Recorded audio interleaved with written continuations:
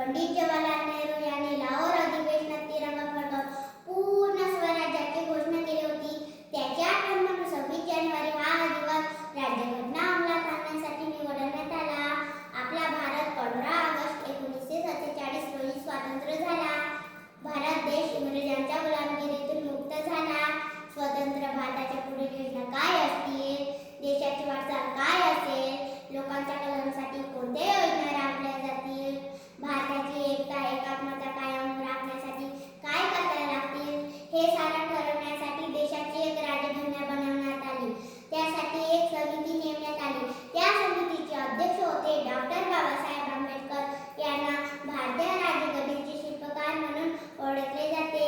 भारतीय राज्यघटना ही जगातील सर्वात मोठी लिखित राज्यघटना आहे. दरवर्षी 26 जानेवारीला दिल्ली येथे ध्वजारोहण केले जाते.